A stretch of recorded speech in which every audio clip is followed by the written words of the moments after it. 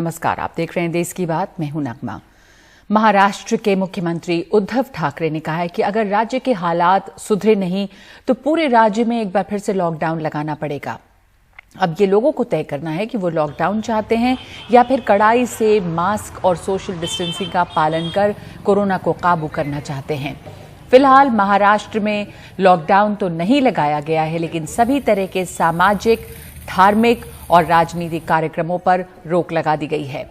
राज्य के अलग अलग जिलों में प्रशासन ने प्रतिबंध भी लगाए हैं ताकि मामलों पर काबू पाया जा सके। इस बीच मुंबई में कोरोना संक्रमण के बढ़ते खतरे को देखते हुए अब मुंबई पुलिस को भी बिना मास्क पहने लोगों से जुर्माना वसूलने का अधिकार दिया गया है। मुंबई में फिर से लॉकडाउन न लगाना पड़े, इसके लिए लोगों को सख्ती से नियम कानून का पालन कराने के लिए मुंबई पुलिस काफी सक्रिय है। जगह जगह लोगों के खिलाफ कार्रवाई शुरू हो गई है। महाराष्ट्र में हालात कैसे हैं, हमारे साथ हमारे दो सहयोगी जुड़ रहे हैं। हमारे साथ सोहित मिश्रा भी हैं और सुनील सिंह भी हमारे साथ हैं। सुनील, पहले तो ये जानकारी दीजिए कि जैसा उद्धव ठाकरे ने कहा है कि आपके पास दो विकल्प हैं, या तो आप कड़ाई से नियमों का पालन करें या फिर लॉकडाउन के लिए तैयार रहें। तो अभी मुंबई में कम से कम लॉकडाउन नहीं है, लेकिन जो सख्ती नजर आ रही है और पुलिस की सक्रियता दिख रही है, चाहे वो आपके लोकल ट्रेन्स में हो या सड़कों पर हो, वो उसमें अब क्या दिखाई दे रहा है? चालान वगैरह हो रहे हैं लोगों के। सोहित, पूरे महाराष्ट्र की बात करें अगर, तो क्या तस्वीर नजर आ रही है? क्योंकि पुणे में स्कूल खुले फिर बंद किए गए हैं, अमरावती का हाल हमने देखा है, मुंबई में भी काफी सख्ती की जा रही है। तो जो नंबर ऑफ केसेस हैं वो लगातार बढ़ रहे हैं और स्थिति जो है वो अब इस समय कैसी दिख रही है कोरोना की? अभी कुछ समय पहले हमें पता चला है कि मुंबई के मंत्रालय में जहां पर अलग अलग डिपार्टमेंट हैं, वहां पर रेवेन्यू स्टाफ जो है उसमें 8 लोग कोरोना संक्रमित पाए गए हैं। जो फिशरी स्टाफ है उसमें 6 स्टाफ के लोग जो हैं वो कोरोना संक्रमित पाए गए हैं। अब इसके बाद क्या मंत्रालय की भी उस इमारत को या उस दफ्तर को सील किया जाता है क्या, ये देखना अहम होगा। क्योंकि जिस तरह से हमने देखा कि गुरुवार को बीएमसी ने जो नए गाइडलाइन जारी किए हैं उसमें ये कहा गया है कि मुंबई में अगर एक इमारत में 5 या उससे ज़्यादा लोग कोरोना संक्रमित पाए जाते हैं तो वहाँ पर उस पूरी इमारत को सील किया जाएगा। तो क्या मंत्रालय के उस इमारत को या फिर उस डिपार्टमेंट को सील किया जाता है या उस फ्लोर को सील किया जाता है क्या, ये देखना अहम होगा। मामलों की अगर बात करें तो मामले लगातार बढ़ रहे हैं, जिसके बाद अलग अलग जगहों पर अलग अलग कार्रवाई भी की जा रही है, अलग अलग कदम भी उठाए जा रहे हैं। पिछले 4 दिनों में मुंबई महाराष्ट्र सरकार के ऐसे 5 मंत्री हैं जो कोरोना संक्रमित पाए गए हैं। तो आप समझ सकते हैं कि हालात कितने ख़राब हैं।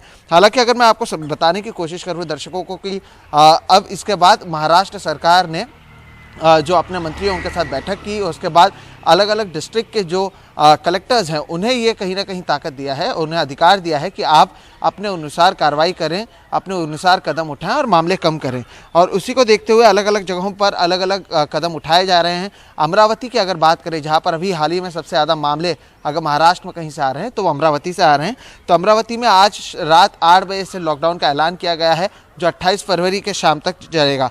अकोला ज़िले में अकोला शहर हो, मूर्तिजापुर हो और अकोट हो, इन 3 जगहों पर 23 फरवरी से लेकर 1 मार्च तक लॉकडाउन होगा। और अकोला के जो दूसरे शहर हैं जहां पर लॉकडाउन नहीं होगा, लेकिन आपको याद होगा कि सितंबर महीने में जिस तरह से कहा गया था कि जो दुकानें हैं वो 9 से 5 के बीच में ही खुली रहेंगी, जो रेस्टोरेंट हैं वहां पर केवल पार्सल की सुविधा होगी, आप वहां पर बैठ नहीं सकते हैं, स्कूल कॉलेजेस बंद होंगे, उस तरह के प्रतिबंध वहां पर लगाए गए हैं। अब बात करते हैं पुणे की। पुणे में भी 28 फरवरी तक स्कूल कॉलेज को बंद करने का फैसला किया गया है। होटल रेस्टोरेंट रात 11 बजे तक खुले ही रह सकते हैं। बेवजह रात 11 से सुबह 6 बजे तक घूमने वालों पर पुणे में कार्रवाई की जाएगी। नासिक में भी कहा गया है कि रात 11 से सुबह 5 बजे तक सोमवार रात को जो घूमते हुए पाया जाएगा उस पर कार्रवाई की जाएगी। वहाँ पर नाइट कर्फ्यू का ऐलान किया गया है। बिना मास्क के घूमने पर वहाँ पर 1000 रुपये का जुर्माना है। नागपुर में अभी जो रिसेंटली जो सबसे ज़्यादा जो नई गाइडलाइन आई है वो नागपुर में आई है, जहाँ पर कहा गया है कि 7 मार्च तक स्कूल कॉलेज बंद रहेंगे। मुख्य बाज़ारों को शनिवार रविवार बंद किया जाएगा।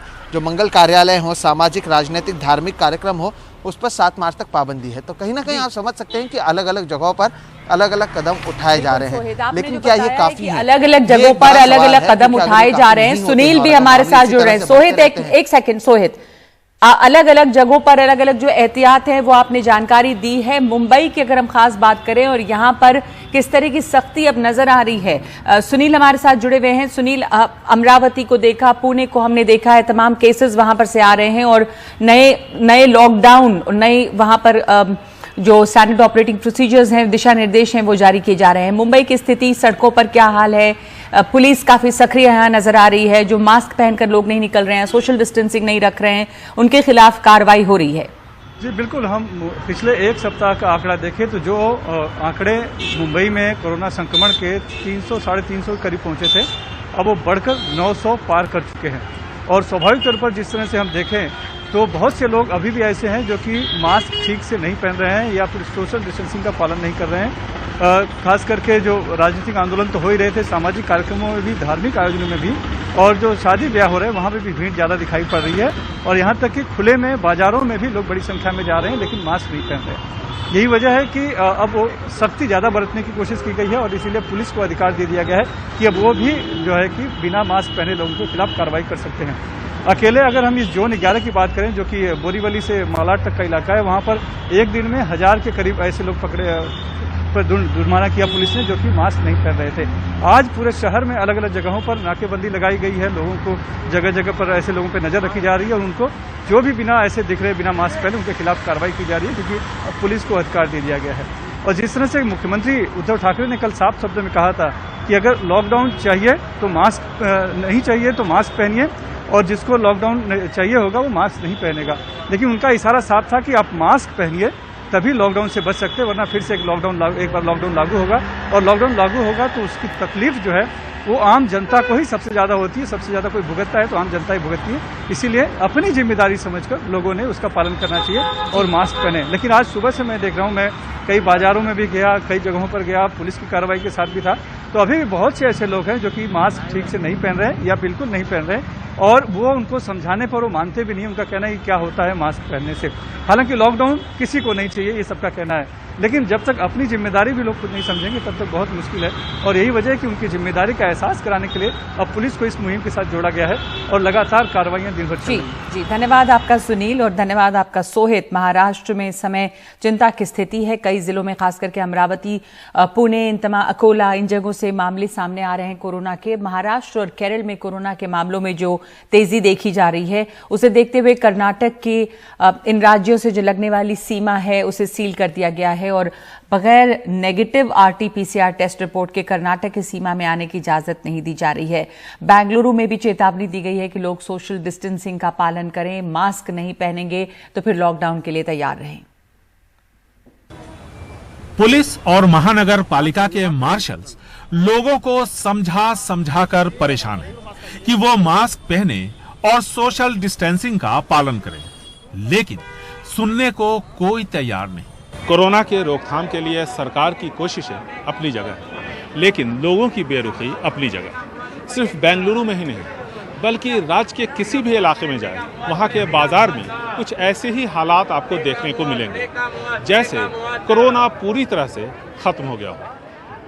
मास्क चलने से बस आ जाता है गर्मी को, वो आसान से ज़्यादा खेलती नहीं जल्दी को, मास्क करके बातचीत करना है। सोशल डिस्टेंसिंग इधर नहीं कर सकते क्योंकि जगह बहुत छोटा है, इसलिए सोशल डिस्टेंसिंग नहीं कर सकते हम लोग इधर, और जाने का आने का भी रास्ता भी बहुत छोटा है, उस कारण से इधर सोशल डिस्टेंसिंग नहीं होता है करने के लिए। महाराष्ट्र और केरल की कर्नाटक से जुड़ने वाली सीमा सील कर दी गई क्योंकि इन राज्यों में कोरोना के मामले बढ़ रहे हैं। चूंकि बाहर से आने वाले लोग सबसे ज्यादा बेंगलुरु, मैसूर और मैंगलोर का रुख करते हैं, ऐसे में एक बार फिर राज्य सरकार ने सख्ती बरतने का फैसला किया है क्योंकि राज्य में पिछले 2 महीनों से हालात काबू में हैं और औसतन 500 के आसपास ही मामले सामने आ रहे हैं। कई लोग कोताही बरत रहे हैं, उन्हें समझ लेना चाहिए कि ऐसे में आने वाले वक्त में उन्हें परेशानियों का सामना करना पड़ेगा। हम इन्फोर्समेंट बढ़ाने जा रहे हैं और सख्ती भी बरतने जा रहे हैं। केरल और महाराष्ट्र से आने वालों के लिए ज्यादा से ज्यादा 3 दिन पुराना RT-PCR नेगेटिव रिपोर्ट अनिवार्य है। वहीं यूरोप से कर्नाटक आने वालों के लिए अपने खर्च पर मॉलिक्यूलर टेस्ट जरूरी किया गया है। साथ ही अफ्रीकी देशों के यात्रियों के लिए भी RT-PCR टेस्ट करवाना जरूरी है। बेंगलुरु से कैमरामैन गोविंद मूर्ति के साथ निहाल किदवई, एनडीटीवी इंडिया। और शुक्रवार को योग गुरु बाबा रामदेव ने यह दावा किया कि उन्होंने कोरोना के इलाज के लिए दुनिया की पहली दवा बना ली है और उसको लेकर विवाद हो गया और नौबत आ गई कि विश्व स्वास्थ्य संगठन यानी कि WHO को इन दावों का खंडन करना पड़ा। पतंजलि को सफाई देनी पड़ी और डॉक्टरों की सबसे बड़ी संस्था इंडियन मेडिकल एसोसिएशन ने इस पर कड़ी नाराजगी जताई है। शरद शर्मा की इस रिपोर्ट में देखिए। शुक्रवार को दो बड़े केंद्रीय मंत्रियों की मौजूदगी में योग गुरु बाबा रामदेव ने कोरोना के इलाज के लिए दुनिया की पहली सबूत युक्त दवा बना लेने का दावा किया। लेकिन बाबा रामदेव के करीबी और भारत स्वाभिमान ट्रस्ट के केंद्रीय संगठन प्रभारी राकेश मित्तल ने ट्वीट कर दावा किया कि पतंजलि की दवा को विश्व स्वास्थ्य संगठन ने मान्यता दे दी है। उन्होंने ट्वीट किया, पतंजलि ने आयुर्वेद को लेकर रचा इतिहास। कोरोनिल को विश्व स्वास्थ्य संगठन ने पहली सबूत आधारित कोरोना दवाई के रूप में मान्यता दी। सवाल उठे तो खुद विश्व स्वास्थ्य संगठन ने ट्वीट कर कहा कि विश्व स्वास्थ्य संगठन ने कोरोना उपचार के लिए किसी भी पारंपरिक दवाई की ना तो समीक्षा की है और ना ही उसके प्रभावी होने को लेकर कोई सर्टिफिकेट जारी किया है। खुद पतंजलि आयुर्वेद के मैनेजिंग डायरेक्टर आचार्य बालकृष्ण ने ट्वीट कर सफाई दी और कहा, भ्रम दूर करने के लिए हम साफ करना चाहते हैं कि कोरोनिल को मिला WHO GMP अनुरूप COPP सर्टिफिकेट DCGI भारत सरकार ने जारी किया है। ये साफ है कि विश्व स्वास्थ्य संगठन किसी भी दवा को मंजूर या खारिज नहीं करता। विश्व स्वास्थ्य संगठन दुनिया भर में लोगों के बेहतर और स्वस्थ भविष्य बनाने के लिए काम करता है। अब सवाल यह है कि बाबा रामदेव की दवा कोरोनिल को लेकर सही स्थिति क्या है। तो सही स्थिति यह है कि आयुष मंत्रालय ने बाबा रामदेव की दवा कोरोनिल को कोरोना के इलाज के लिए एक सहायक उपाय के तौर पर मान्यता दी है और इसी आधार पर लाइसेंस मिला है। दूसरा, देश के drugs controller general of India ने कोरोनिल को COPP सर्टिफिकेट दिया है। WHO के दिशा निर्देश के आधार पर यह एक तरह का क्वालिटी कंट्रोल सर्टिफिकेट ही होता है जो 158 देशों में दवा को एक्सपोर्ट करने के लिए चाहिए होता है। ये भी ध्यान रखना जरूरी है कि अभी तक इस दवा का ट्रायल केवल उन्हीं मरीजों पर हुआ जिनमें हल्के लक्षण थे या लक्षण बिल्कुल नहीं थे, जबकि गंभीर मरीजों पर इसका ट्रायल अभी चल रहा है। वहीं देश में डॉक्टरों की सबसे बड़ी संस्था इंडियन मेडिकल एसोसिएशन ने इस बात पर नाराजगी जताई है कि देश के स्वास्थ्य मंत्री खुद इसके लॉन्च पर क्यों गए, ये कितना नैतिक है। उनका कहना है कि अगर ये दवा वाकई इतनी प्रभावी है तो वैक्सीनेशन पर 35,000 करोड़ रुपए क्यों खर्च किए जा रहे हैं। WHO के ऑफिशियल ट्विटर हैंडल के ऊपर ऐसा कुछ नहीं है, उन्होंने खंडित किया है इस बात को। आज वो एविडेंस बेस्ड मेडिसिन इतने शॉर्ट ड्यूरेशन में लाया, इसके बारे में हम उनसे पूरी जानकारी चाहते हैं। आपको याद होगा कि 3-4 महीने के पहले ऐसे ही उन्होंने दवा लाई थी, वो बाद में विड्रॉ की गई थी। पेशेंट बढ़ने के टाइम पे ऐसा अगर कोई दावा करे कि ये प्रिवेंशन में भी काम आता है, ट्रीटमेंट में भी काम आता है और पोस्ट कोविड भी काम आता है, तो ये थोड़ी सी असंभव बात कही गई है। इसके बारे में हम फूड ड्रग और जो भी अथॉरिटीज है उनसे पूरी इसकी चर्चा करके उनके बारे में डॉक्यूमेंट प्राप्त करने की आवश्यकता रखते हैं और तब तक आए में इसका निषेध करेंगे और ऑब्जेक्शन लेंगे। मुंबई से पूजा भारद्वाज और दिल्ली से सुकीर्ति द्विवेदी के साथ शरद शर्मा, एनडीटीवी इंडिया। शरद हमारे साथ मौजूद हैं अब इस पर चर्चा करने के लिए। तो स्थिति क्या है शरद, इसको क्या समझा जाए? पहले भी देखिए, हम सब जान रहे हैं कोरोनिल को लेकर पहले भी एक हंगामा हुआ था, उसके बाद तमाम सफाई आई थी, अब उसके बाद दोबारा कोरोनिल लॉन्च करने की कोशिश की गई है। तो WHO सही है कहना इनका कि WHO सर्टिफाई नहीं करता है, लेकिन IMA ने भी इसको रिजेक्ट किया है और कहा है कि जो दावे किए गए कि इसको सर्टिफिकेट मिल गया है और सबूत के साथ ये लॉन्च की जा रही दवा, प्रॉब्लम समस्या जो है वो वहां पे है। तो अब इसमें क्या सफाई दे रहे हैं लोग? देखिए, सबसे बड़ी समस्या यह है कि जब प्रेस कॉन्फ्रेंस हुई थी इसको लेकर, लॉन्च को लेकर, उस समय ना तो सारी बातें मीडिया की तरफ से समझी गई थी और ना ही ये कहें कि पूरी तरह से बाबा रामदेव की तरफ से समझाई गई थी, तो वहीं से समस्या शुरू हो गई थी। ओरिजिनली जो क्लेम था बाबा रामदेव की तरफ से, जो अलग अलग चैनलों के इंटरव्यू में भी उन्होंने कहा, वो यही दो थे कि एक तो अप्रूवल मिल गया है उनको कोरोना के इलाज के लिए, और दूसरा जो सर्टिफिकेट की बात की जा रही है वो सर्टिफिकेट एक तरह का क्वालिटी कंट्रोल सर्टिफिकेट है जो WHO जिन देशों में काम करता है उन देशों में एक्सपोर्ट के लिए ये सर्टिफिकेट चाहिए होता है। तो 2 क्लेम किए गए थे, लेकिन कुछ पतंजलि से जुड़े लोगों ने क्लेम कर दिया और फिर उसके आधार पर या जाने अनजाने में कुछ पत्रकारों ने भी क्लेम कर दिया कि WHO ने इसको मान्यता दे दी है।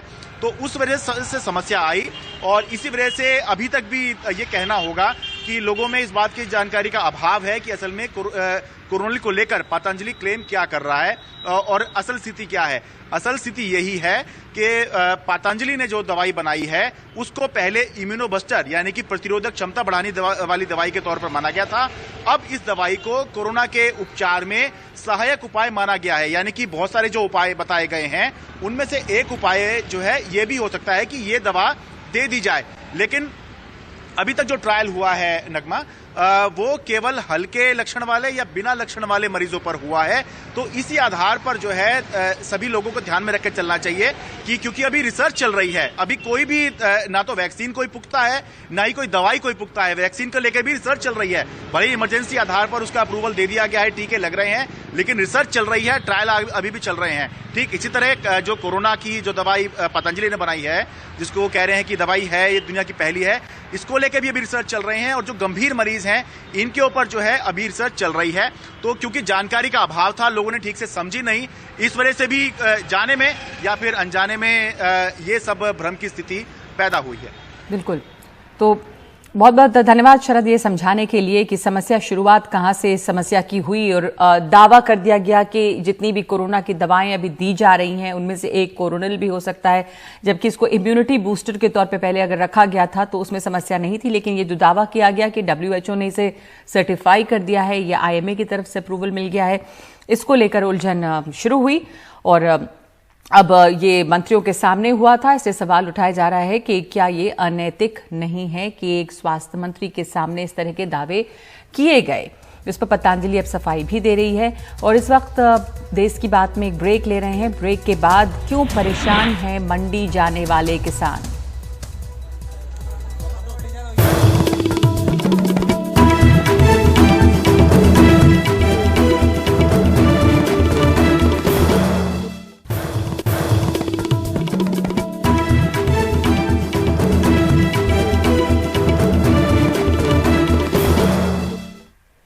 और अब मध्य प्रदेश के किसानों की बात। काफी मेहनत के बाद किसान अपनी उपज लेकर मंडियों में पहुंचे हैं और मंडियों में जाते हैं इस उम्मीद के साथ कि फसल बेचने पर उनके हाथ में नगद रुपए मिलेंगे तो वो अपनी सहूलियत के हिसाब से खर्च करेंगे। लेकिन मध्य प्रदेश की कुछ मंडियों में किसान नकदी के लिए परेशान हो रहे हैं। सरकार दावे कर रही है लेकिन हकीकत कुछ और दिखाई दे रही है।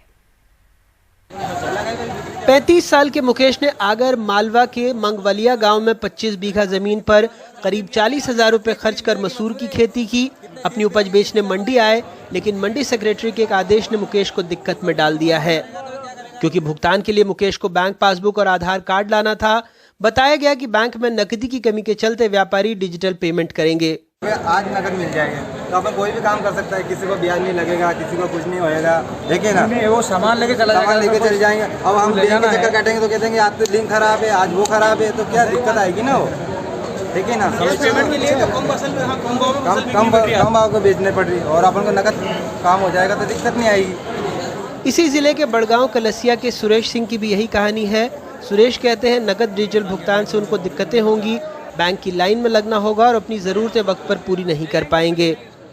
ये आरटीजीएस की बोल रहे पेमेंट की कि आप अपने पासबुक लाओ, बैंक पासबुक, आधार कार्ड वगैरह लाओ, तो वो भी नहीं कर पाएंगे ना हम, क्योंकि हम गरीब किसान हैं। यहाँ से अगर मतलब कैश पेमेंट के कारण तो हम फसल बेचने आ रहे हैं, आज किसी को कुछ भी काम है, किसी को शादी है, जो कुछ भी है मतलब, तो यहाँ से कैश पेमेंट नहीं मिलेगा, अपने को आरटीजीएस खत्म डालेंगे वो, तो यहाँ से बैंक में जाएंगे। रविवार आज ये रविवार फंस गया, आज वो अवकाश है, ऐसे लाइन में लगना 7-8 दिन, हमको पेमेंट नहीं मिलेगा। क्या मतलब कम भाव के कारण, मतलब कैश पेमेंट के कारण तो फसल बेच रहे। आदेश में ये भी लिखा है कि किसान एक ट्रॉली में सिर्फ एक जीन्स लेकर आए। इसको लेकर भी अन्नदाता को एतराज है, कहते हैं ये उनके लिए आर्थिक नुकसान का सबब बनेगा। मैं खुद एक गरीब किसान हूँ, अगर मान के चलो अपन 4-5 किसान मिलकर एक ट्रॉली माल भर के ले आते तो उसका भाड़ा अपने को मतलब सब 50-50 कर लेता था, 200-500 रुपये में अपनी फसल आ जाती है यहाँ पर। अगर मैं खुद ही एक जीन से लेके आऊँगा यहाँ पर तो मेरे को 2-2,500 रुपये भाड़ा लगेगा, तो वो तो मेरे को भुगतना पड़ रहा है, वो तो मेरी फसल में ही कटेगा। जी वो नहीं कर पाएंगे अपन। किसानों की परेशानी दाम को लेकर भी है। सरकारी खरीद शुरू नहीं हुई है। बीज, खाद, दवाई, मजदूरी, कटाई, मंडी तक लाने के खर्च के अलावा नकद मिलने में भी मुश्किल हो रही है। आगे 400 रुपये उतर गए। हाँ। और टैक्स ये तो पर मंडी के तो हमारा ऊपर निकाले टैक्स टोटल मंडी में भी, तो नुकसान आपका हो रहा है। और आपका हमारा हो गया नहीं। भारत का अच्छा दिन कब लाएंगे? एक और दिक्कत यह है कि पहले मंडी टैक्स 1.5% से घटाकर 0.5% रह गया, फिर से टैक्स बढ़ा, निराश्रित शुल्क भी लगने लगा। व्यापारी साफ कहते हैं टैक्स बढ़ा है तो वसूलेंगे किसानों की उपज से ही। जो हम माल खरीदी करते हैं और उसमें खर्चा जोड़ लेते हैं, भाई पहले हमको मंडी टैक्स लगता था 1 रुपये 100 रुपये पे 50 पैसे, अब लगता है 1.5 रुपया। तो हम तो 100 रुपये पे 1.5 रुपये खर्चा जोड़ेंगे तो कुल मिला के इसका इफेक्ट कृषक पे आएगा, क्योंकि उसका माल उतना कम भाव बिकेगा। कुछ बैंक के पैसे देने में, कैश देने में परेशानी आ रही है। हालांकि मंडी का मानना है कि डिजिटल पेमेंट और ट्रॉली में एक ही जींस की व्यवस्था किसानों की सुविधा के लिए है। कि कभी कभी बैंकों द्वारा व्यापारियों को नगद भुगतान नहीं दिया जाता। ऐसी स्थिति में किसान लोग अपनी पासबुक और आधार की फोटोकॉपी साथ में लेके आवे। कभी ऐसी घटना होती है कि बैंक द्वारा पैसा नहीं दिया तो उनका भुगतान आरटीजीएस से किया जाएगा। किसानों की सुविधा के लिए कि एक ट्रॉली में एक ही जींस लाएं तो बड़े कांटों से उनका तोल इजीली करवाया जा सकता है। सरकार का कहना है कि किसान कल्याण के लिए वो हर संभव काम कर रहे हैं। नकदी की दिक्कत नहीं है, किसानों की मांग के अनुरूप ही काम हो रहा है। पैसे की या कैश की कोई कमी की स्थिति नहीं है, उस पर पूरा व्यवस्था है। पर जो किसान चाहता है कि अपने भुगतान को वो आरटीजीएस के माध्यम से करे, वो उसके लिए पहल करता है, उसके लिए वो व्यवस्था है। कोई चाहता है कैश तो उसके लिए कैश की व्यवस्था है। लेकिन विपक्षी कांग्रेस का आरोप है ये गलत प्राथमिकताओं का नतीजा है। देखिए, किसान परेशान है। किसान सरकार तो बतौलेबाजों की सरकार है। ये हमने 28 लाख किसान भाइयों का मध्य प्रदेश में कर्जा माफ़ किया था। उस समय तो इससे भी खराब स्थितियां थी, पर मैनेजमेंट के माध्यम से माननीय तत्कालीन मुख्यमंत्री कमलनाथ जी के सही नेतृत्व में, मार्गदर्शन में हम लोगों ने काम किया और एक सबसे पहले प्राथमिकताएं तय की कि किस वर्ग को सबसे ज़्यादा मदद करना चाहिए। मध्य प्रदेश की 70% आबादी किसानी से रिलेटेड है। हमने प्राथमिकता तय की, मैनेजमेंट सही किया, उनके कर्जे माफ़ किए, व्यवस्थाएं बेहतर थी। आज सरकार के साधन बढ़ने के बाद भी अगर व्यवस्थाएं बढ़ रही है तो इसकी जिम्मेदार सरकार है। किसानों के बीच हमेशा से एक बड़ा मुद्दा रहा है नकदी का इंतज़ाम, क्योंकि इसी से अगले फसल की वो व्यवस्था करता है। ज़ाहिर तौर पर अगर किसान आरोप लगा रहे हैं तो इस मामले पर सरकार को बेहद संवेदनशीलता से सोचना होगा। सिर्फ पारदर्शिता से पेमेंट इसका विकल्प नहीं। अगर मालवा से जफर मुल्तानी और भोपाल से कैमरा पर्सन रिजवान खान के साथ अनुराग द्वारी, एनडीटीवी इंडिया।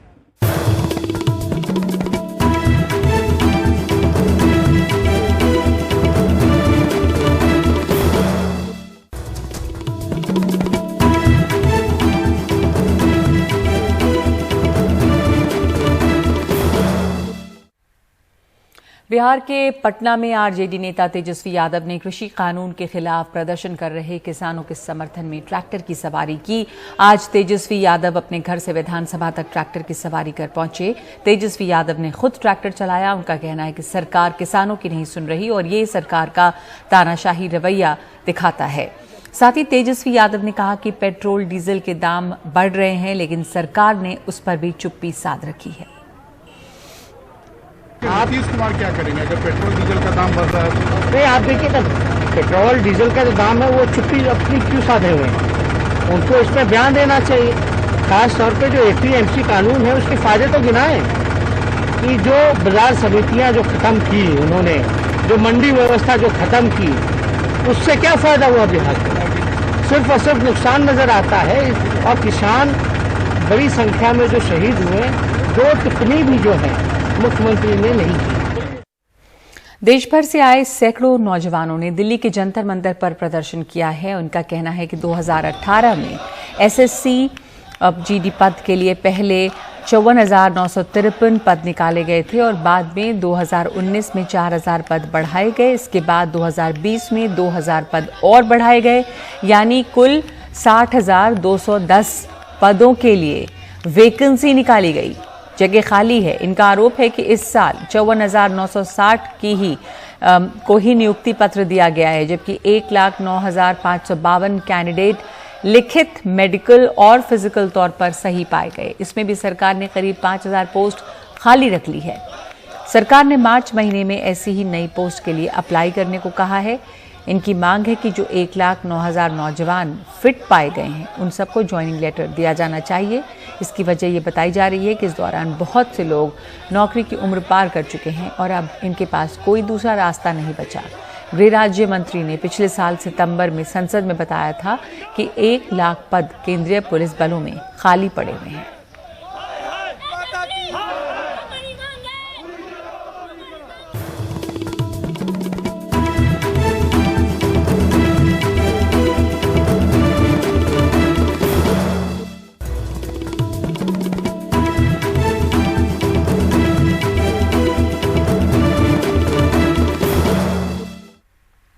उत्तर प्रदेश में बागपत के बड़ौत में दुकानदारों के 2 गुटों के बीच जमकर मारपीट हुई है। ग्राहकों को लेकर दुकानदारों के 2 गुटों के बीच कहासुनी हुई, जो कुछ ही देर में मारपीट में बदल गई।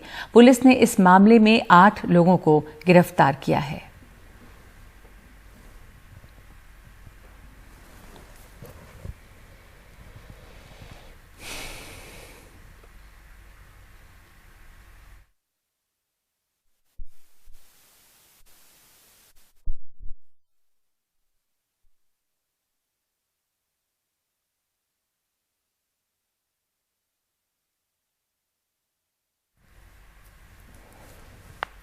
तो ये बागपत की तस्वीरें हैं। दुकानदारों के 2 गुटों के बीच में लड़ाई हुई है और लड़ाई ग्राहकों को लेकर शुरू हुई थी और उसके बाद ये मारपीट हुई है, जिसमें अब पुलिस बीच बचाव कर रही है और इस मामले की तफ्तीश कर रही है। इस वक्त देश की बात में इतना ही।